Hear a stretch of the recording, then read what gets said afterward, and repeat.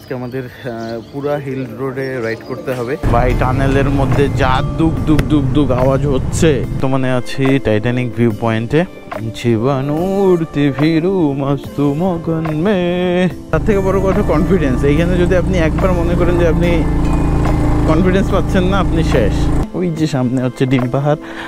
পাহাড়ে এটা কেমন পারফরমেন্স দিল দুই একবার আমার মনে হয়েছে যে good morning from Hill View Resort. এই জায়গাটা যারা আপনারা বান্দরবন আসছেন তারা খুবই চিনে থাকবেন। পিছনেই হচ্ছে বাস স্ট্যান্ড, এখান থেকে সব বাস ছাড়ে। অ্যান্ড আজকে আমরা ছিলাম হিল ভিউ রিসোর্টে। এখন আমরা বের হয়ে যাব, সময় অলমোস্ট 6টার কাছাকাছি। আজকে আমাদের পুরা হিল রোডে রাইড করতে হবে। ঘড়িতে এখন সময় 5:40, আমি ভুল করে 6টা বলে ফেলছি। অ্যান্ড আমরা ক্রস করলাম বান্দরবন বাস স্ট্যান্ড টার্মিনালে। এই হাতের বাম পাশেই সেই টানেলটা, এই যে বান্দরবনের বাস টার্মিনালে সেই ঐতিহাসিক টানেল। অ্যান্ড বান্দরবন বাস টার্মিনালের ভিতর দিয়ে আমরা চলে যাচ্ছি। ও সেই লাগতেছে, সেই। সো আজকে যদি আপনাদেরকে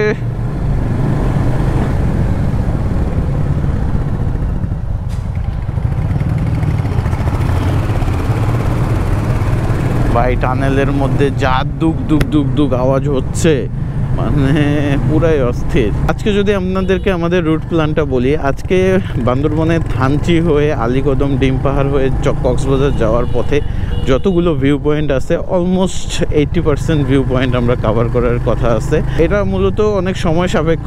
অলমোস্ট আজকে 200-220 কিলোমিটারের মতো রাইড করতে হবে। পুরোটাই মোটামুটি হিল রাইড। আলীকদমের পরে সমতল ভূমি চলে আসবে।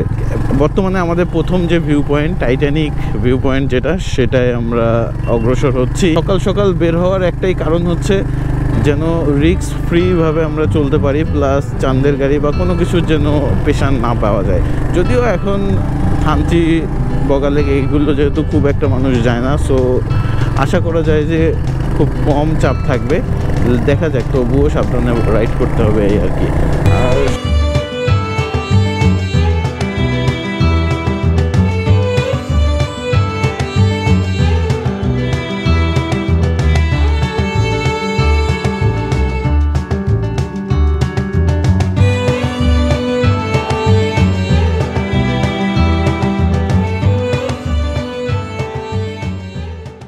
তো এখন আমরা বর্তমানে আছি টাইটানিক ভিউ পয়েন্টে।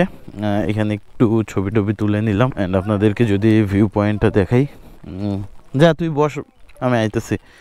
এই যে অসাধারণ সকালের যে রশ্মি বা সূর্য পড়ছে, আর পর্যটক আসা শুরু হয়েছে। আমরা যখন আসছি খুবই ভালো ছিল, একদম ফাঁকা ফোঁকা। এখন আমরা চলে যাব নীলগিরির দিকে। এরপরেই আমাদের মূলত নীলগিরিতে যে স্পট সেখানে যাওয়ার। অ্যান্ড তারপরেই হচ্ছে বলিপাড়া চেকপোস্ট। বেসিক্যালি কালকে রাজস্থলীতে পারমিশন না পাওয়ার পরে সবার মনের মাঝে একটু খটকা যে বলিপাড়ায় কোনো ভেজাল করে কিনা। অনেকেই বলতেছে দেয়, অনেকেই বলে দেয় না। এখন আমরা বলবো যে আমরা তো এমনিতেও কক্সবাজার চলে যাব। যদি বলি যে কক্সবাজার চলে যাব, আই থিঙ্ক দেওয়ার কথা, বাট এখনও শিওর না, 50-50 চান্স। ঈদের প্রথম কয়েকদিন দিছিল, এখন দেয় কি না আমরা জানি না। আর যদি ইনকেস আজকেও রিজেক্ট করে দেয়, কোনোভাবেই না দেয়, তাহলে কিছু করার নাই। একদম পিছনে এসে বান্দরবন সদরে দিয়ে কক্সবাজার যেতে হবে, যেটা হবে কি বলবো, মরার উপর খরার ঘা। কালকে এত দূর গিয়ে রাজস্থলীতে পেলাম না, আজকে যদি এখানে না পাওয়া যায় বিষয়টা আসলে খুব খারাপ হবে। Let's hope for the best, দেখা যাক কি হয়।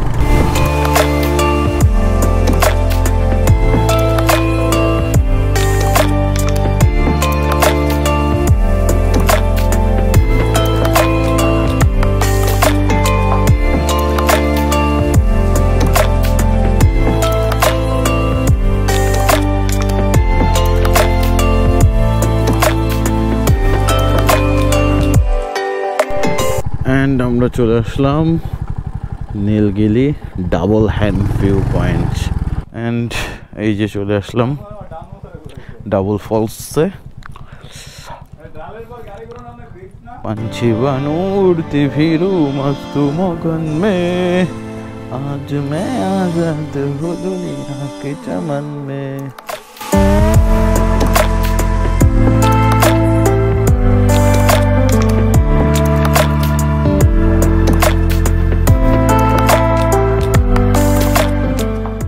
অ্যান্ড আমরা আছি সেই ঐতিহাসিক নীলগিরির যে ভিউ পয়েন্ট, সেখানে মূলত সকালে মনে হচ্ছিল যে মানে সকাল সকাল পাহাড় আসলে কেমন দেখতে। এর আগেও দেখছি, ওই রকমভাবে এক্সপিরিয়েন্স নেওয়া হয়নি, মানে ঠান্ডার দিনে খুব বেশি সময় আসা হয়েছে পাহাড়ে, বাট এখন খুবই ভালো লাগতেছে। মানে এই যে ভিউগুলো দেখেন, যত ভিউ আসতেছে মানে যত পাহাড় দেখতেছি তত ভালো লাগতেছে।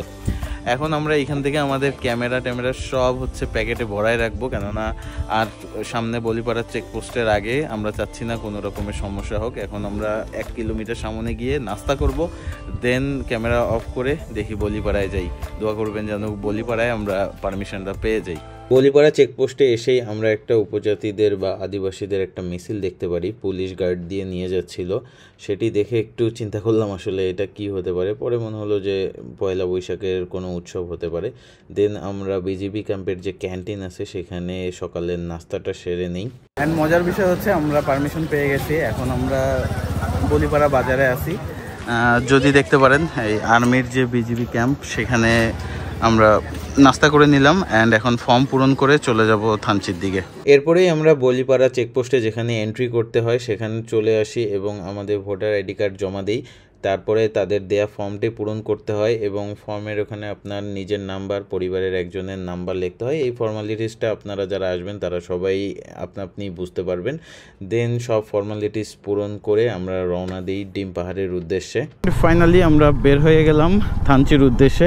এখানে একটা বিষয় আপনাদেরকে জানতে হবে, আমাদের স্ট্রিক্টলি না করে দিছে থানচি বাজারে ঢোকার জন্য। থানচি যাওয়ার আগেই যে জানেন যে আলীকদমের রাস্তাটা পড়ে যায়, তো থানচি দিয়ে কিন্তু তমাতুঙ্গি যাওয়া যায়। ওনারা বলে দিছে যে আমাদের, আর তমাতুঙ্গি যাওয়ার আগে কিন্তু আরেকটা চেকপোস্ট আছে, বলছে ওই চেকপোস্টে কিন্তু ধরা খেয়ে যাবেন যদি যাইতে চান।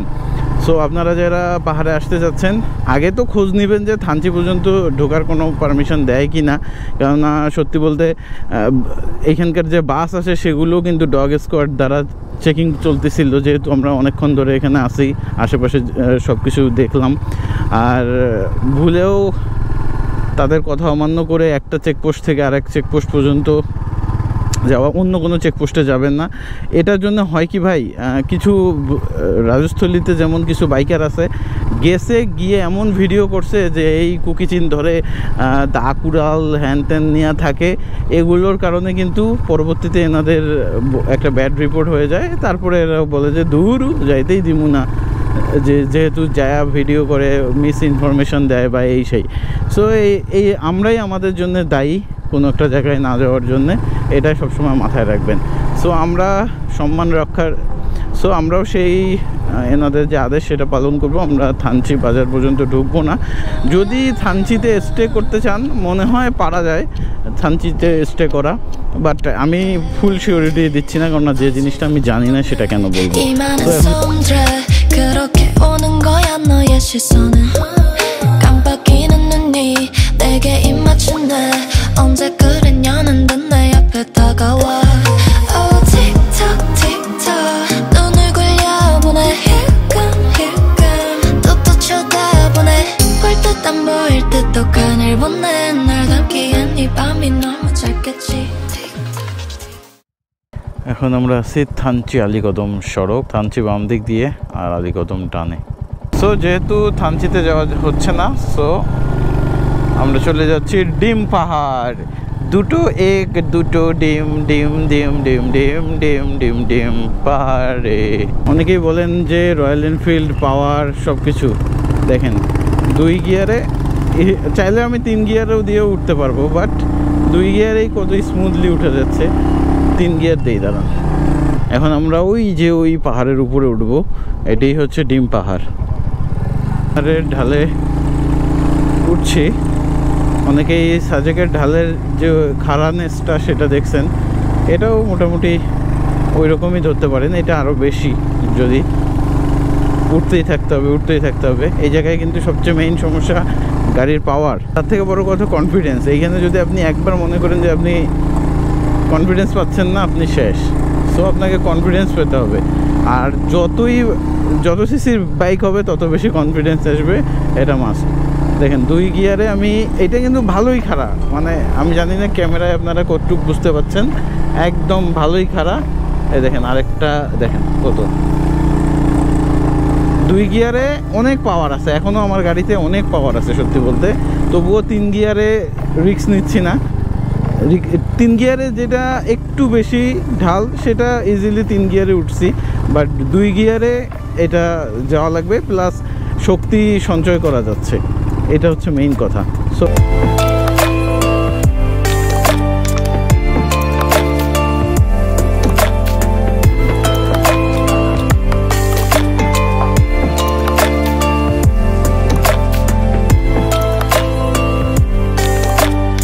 অ্যান্ড আমরা ডিম পাহাড়ের আগে যে চেকপোস্টটা আছে সেখানে আবার এন্ট্রি করলাম। এখানে আপনাদের এনআইডিতে পার্সোনাল নাম্বার, ফ্যামিলি মেম্বারদের একজনের নাম্বার, প্লাস আপনাদের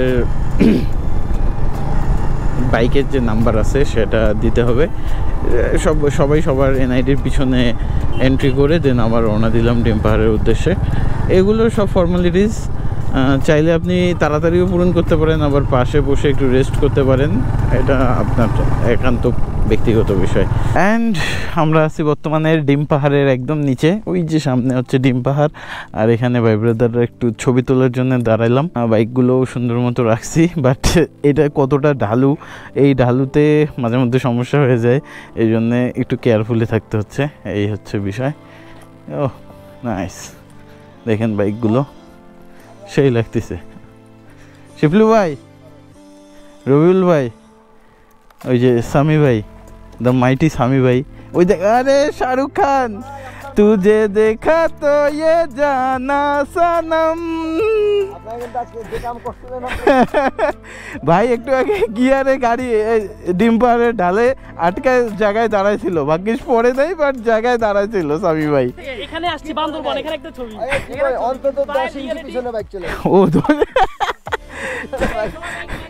এই হচ্ছে বিষয়, চলুন সবাই একটু ছবি তুলি। কি ভিউ রে ভাই, পুরাই অসাধারণ, মাশাআল্লাহ।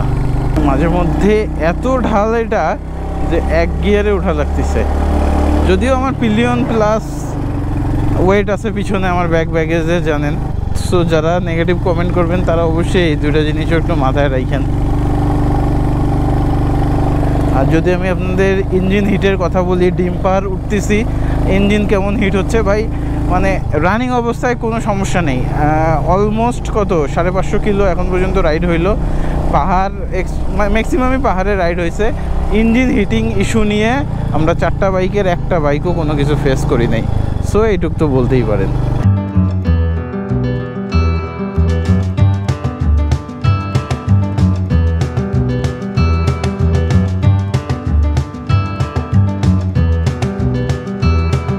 সো ডিম পাহাড়ের পাদদেশে যে মাচা আছে একটা, সেখানে পানি খেলাম, পাহাড়ি কলা, পাহাড়ি পেঁপে সব কিছুই খেলাম, অসাধারণ টেস্ট অ্যাজ ইউজুয়াল। এখন আমরা আলীকদমের দিকে যাচ্ছি, আরেকটা স্পটে যাব আলীকদমের, কুরুকপাতা, যদি ঢুকতে দেয়। মানে বিষয়টা এমন হচ্ছে যে এখন তো পাহাড়ের অঞ্চলের অবস্থা খুব একটা ভালো না, কিছুদিন আগে তো খুবই খারাপ ছিল, এখন হয়তো বা সামান্য স্থিতিশীল আছে, বাট এখনও পুরোপুরি ভালো না দেখে ম্যাক্সিমাম স্পটগুলোয় যাইতে দিচ্ছে না, যেগুলো একটু ঝুঁকির মুখে, মানে রিস্ক নেওয়া হচ্ছে না। দ্যাটস ওয়াই ভেবে চিনতে পারমিশন হবে কি না এগুলো মাথায় রেখে আসতে হচ্ছে। কিন্তু হ্যাঁ, যখন সবগুলো স্পট খোলা থাকতো তাহলে কিন্তু খুবই ভালো হতো। অ্যান্ড আলীকদমের শেষ যে এন্ট্রি পোস্ট সেটাও আমরা পার করে ফেললাম। আর আলীকদমের পরে আপনারা জানেন যে সমতল রাস্তা, মানে পাহাড়ের রাস্তার খেল খতম। এখন যদি আমি এর একটা সামারি টানি যে পাহাড়ে এটা কেমন পারফরমেন্স দিল, আলহামদুলিল্লাহ খুবই ভালো পারফরমেন্স দিছে। 2-1বার আমার মনে হয়েছে যে ইঞ্জিন একটু পাওয়ার লুজ করতেছে, এটার কারণ হিসাবে আমার যতটুকু মনে হয় যে অনেকক্ষণ রাইড করার ফলে ইঞ্জিন হিট হয়ে গেছে, ইঞ্জিনের ক্যাপাসিটি কমে গেছে, দ্যাটস ওয়াই পাওয়ারটা কম হয়েছে। বাট যদি আপনি এটাকে একটু রেস্ট দিয়ে চালান, অবশ্যই আপনাকে রেস্ট দিতে হবে। জাস্ট নট অনলি 350 সিসি, আপনার ব্রেকের এফিসিয়েন্সি বাড়ানোর জন্যও কিন্তু ব্রেক দেওয়াটা পাহাড়ে খুবই জরুরি। আর আরেকটা বিষয় যে পাহাড়ে একটু সময় নিয়ে আসাটা শ্রেয়, যেহেতু এখন বর্তমানে সবগুলো স্পট খুলে দেওয়া হয়নি, সো যাদের খুব প্রয়োজন হবে না পাহাড়ে এসে সময় নষ্ট করার কোনো দরকার নেই। এখন আমরা আর দাঁড়াদাঁড়ি করবো না, একবারে চলে যাব কক্সবাজার ইনশাল্লাহ। কালকে সারাদিন কক্সবাজার থেকে পরশুদিন ঢাকার উদ্দেশ্যে রওনা দিব। ভিডিওটা আজকে এখানে শেষ করে দেই, কেননা কালকে ভাবতেছি নতুন আরেকটা সুন্দর ভিডিও নিয়ে আসবো কক্সবাজারের। দেখা হবে পরের ভিডিওতে। আজকে বিদায় নিচ্ছি। টিল নাও, আসসালামু আলাইকুম।